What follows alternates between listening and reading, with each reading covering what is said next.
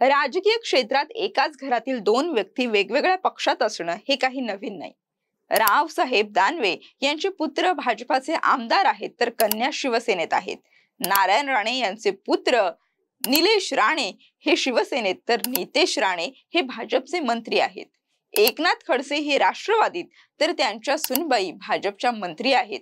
अशी एक ना अनेक उदाहरणं समोर असताना वडील राष्ट्रवादीत आणि मुलगी भाजपात, तर विकास कसा होणार असा प्रश्न एका नेत्याने उपस्थित केलाय. आता या नेत्यावर टीकेची झोड उठताना दिसून येते.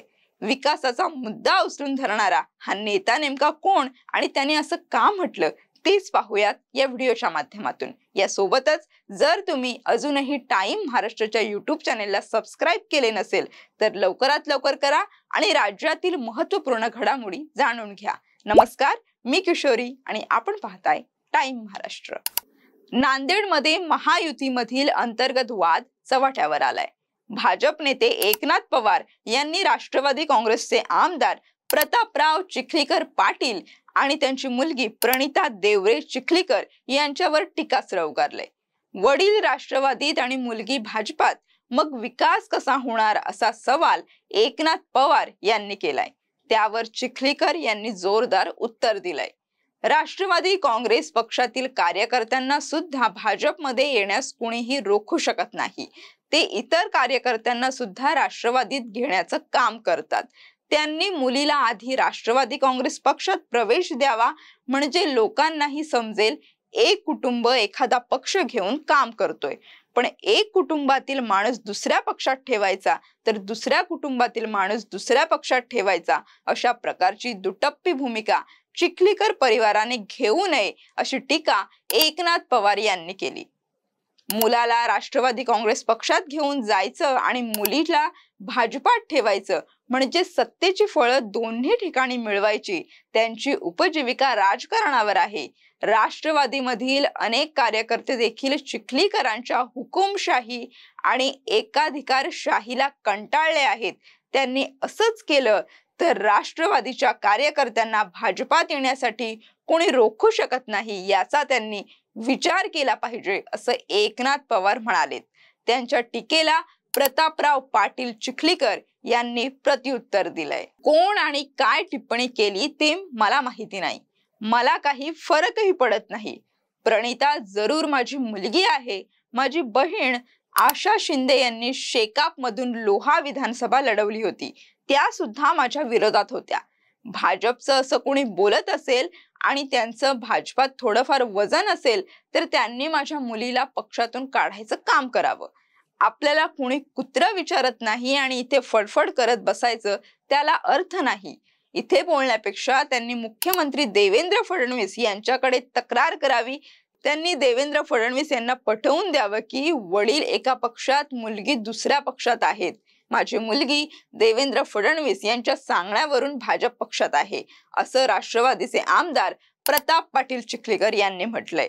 यासोबतच यावर आता प्रणिता देवरे चिखलीकर यांनी सुद्धा प्रतिक्रिया दिली आहे. कुठल्याही गोष्टीची टीका करण्याची लेवल असते.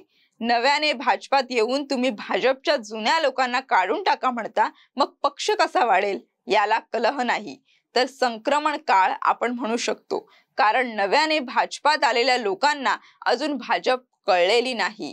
विधानसभा निवडणुकीत ठाकरे शिवसेनेकडून प्रताप पाटील चिखलीकर यांच्या विरोधात निवडणूक लढवलेल्या एकनाथ पवार यांचा पराभव झाला. त्यानंतर एकनाथ पवार यांनी ठाकरे शिवसेना सोडून भाजपात प्रवेश केला. आमदार प्रताप पाटील चिखलीकर हे 2019 मध्ये भाजपकडून लोकसभेत खासदार म्हणून निवडून आले होते. मात्र 2024च्या विधानसभा निवडणुकीत त्यांचा पराभव झाला. त्यानंतर त्यांनी राष्ट्रवादी काँग्रेस अजित पवार गटात प्रवेश करत नांदेडमधील लोहा कंधार या मतदारसंघातून निवडणूक लढवली. त्यात मोठ्या मताधिक्याने त्यांचा विजय झाला. त्यांची मुलगी प्रणिता पाटील चिखलीकर या भारतीय जनता पक्षात कार्यरत असून पक्षाच्या राज्य महिला आघाडीच्या उपाध्यक्षा म्हणून कार्यरत आहेत. मुख्यमंत्री देवेंद्र फडणवीस यांच्या सांगण्यावरूनच प्रताप पाटील चिखलीकर यांनी राष्ट्रवादीत प्रवेश केला. विधानसभा निवडणुकीपूर्वी तिकीट वाटपाबाबतची जी परिस्थिती निर्माण झाली होती त्यावरून भाजपा नेते देवेंद्र फडणवीस यांनीच प्रताप पाटील चिखलीकर यांना राष्ट्रवादीत प्रवेश करण्याचे सांगितले होते, असे प्रणिता चिखलीकर या म्हणाल्या। त्यामुळे प्रताप पाटील चिखलीकर यांनी राष्ट्रवादीत प्रवेश केला आणि ते लोहा कंधार मतदारसंघातून मोठ्या मताधिक्याने निवडून आले। ते महायुतीच्या घटक पक्षात आहेत। मला पण भाजपात राहण्याचे संकेत मुख्यमंत्री देवेंद्र फडणवीस यांनी दिले। तू भाजपात काम कर, मी तुझ्या पाठीशी आहे, असं फडणवीस म्हणाल्याचं प्रणिता चिखलीकर यांनी सांगितलं। वडील एका पक्षात आणि मुलं वेगळ्या पक्षात हे फक्त नांदेडमध्ये घडलं नाही, त्यामुळे भाजपात नव्याने आलेले काय टीका करतात याचा मला फरक पडत नाही। जे माझ्यावर टीका करतात ते विधानसभेला भाजपाच्या विरोधात उभे राहिलेले काही लोकांनी भारतीय जनता पक्षाच्या विरोधात काम केलं, ते लोक भाजपात आलेत। त्यांना विचारधारा नाही, भाजपात काम कशा प्रकारे चालतं हे त्यांना माहिती नाही, म्हणून अशा प्रकारचे वक्तव्य करतात, असा टोला देखील प्रणिता चिखलीकर यांनी लगावलाय। भाजपचे नेते एकनाथ पवार यांनी केलेल्या टीकेला आता वडील आणि मुलींनी दोघांनी मिळून चांगलंच उत्तर दिलंय। या प्रकरणाबाबत तुम्हाला काय वाटतंय हे आम्हाला कमेंट करून नक्की कळवा आणि अशाच नवनवीन आणि ताज्या अपडेटसाठी पाहत राहा टाइम महाराष्ट्र। धन्यवाद।